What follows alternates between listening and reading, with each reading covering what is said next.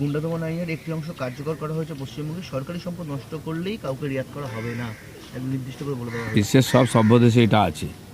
রাষ্ট্রীয় সম্পত্তি নষ্ট করা এটা অপরাধ মনে করা হয়। পশ্চিমবাংলায় এটাকে প্রগতিশীল, এটাকে আন্দোলন বলা হতো। সেটা চলবে না। বিভিন্ন জায়গায় তাদের কাছ থেকে তার ক্ষতিপূরণ আদায় করা হয়েছে, কোর্ট থেকেও করা হয়েছে। উত্তরপ্রদেশের দিকে দেখেছেন তো, সমস্ত আদায় করছে। এখানেও তার ব্যতিক্রম হবে না। রাষ্ট্রীয় সম্পত্তি নষ্ট করা, রাষ্ট্রীয় পতাকা থেকে আরম্ভ করে কোর্ট সংবিধানকে অপমান করা, এটা রীতিমতো অপরাধ।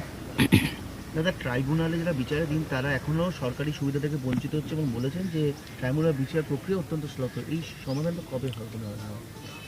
বিভিন্ন বিষয়ে সরকার এবং এই প্রশাসন ব্যস্ত হয়ে গেছে। আমার মনে হয় এটা খুব তাড়াতাড়ি হয়ে যাবে, হওয়া উচিত। মানুষকে বহুদিন সুবিধা থেকে বঞ্চিত রাখা যায় না। আর সেই জন্য তারা তাদের ভোটাধিকার বাদ দিয়ে তারা তো সব জায়গায় সব পাচ্ছে, এখন কোথাও বঞ্চিত করা হয়নি। সরকারি মেডিকেল কলেজে যারা শিক্ষক তারা প্রাইভেট প্র্যাকটিসে রাশ টানলো স্বাস্থ্য দপ্তর। বলেছে যে অনুমতি যারা কাছে আছে তারাও নির্দিষ্ট প্রক্রিয়া মেনে প্রাইভেট প্র্যাকটিস করবে, যাতে সাধারণ মানুষ ভালো পায় সরকারি হাসপাতালে। সরকারি ডাক্তারদের প্রাইভেট প্র্যাকটিস, সরকারি স্কুলের মাস্টারদের প্রাইভেট টিউশন, এটা পশ্চিমবাংলায় একটা সাধারণ ব্যাপার। আর সেই জন্য স্কুলের পড়াশোনা আর হসপিটাল চিকিৎসা ভালো হয় না। তো তাকে সুবিধা দিচ্ছে সরকার, সেই অনুযায়ী সেবা দেওয়া উচিত।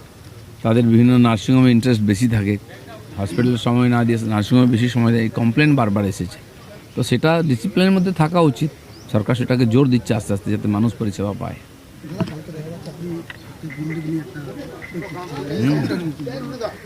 খড়গপুর আমাদের শুটিং ক্লাবের ওখানে প্র্যাকটিস চলছিল। তারা আমাকে আজীবন সদস্যপদ দিয়েছেন। তো তারা বললেন, তাদের সাথে আমি প্র্যাকটিসও করলাম শুটিংয়ে। একটু বন্দুক তো এইভাবে কোনোদিন ধরিনি, ধরার প্র্যাকটিস করলাম। আর সেখানে অফিসাররাও ছিলেন, আমাদের আইসি ছিলেন, আমাদের এসডিও ছিলেন, তারাও ছিলেন ওর সঙ্গে। অনেক কিছু নতুন নতুন পৃথিবীতে শিখতে, সবসময় কিছু শিখতে হয়। এখানে গল্ফ খেলা শিখছি আমি, ওখানে শুটিং শিখছি, সাংবাদিকতাও শিখবো ভাবছি।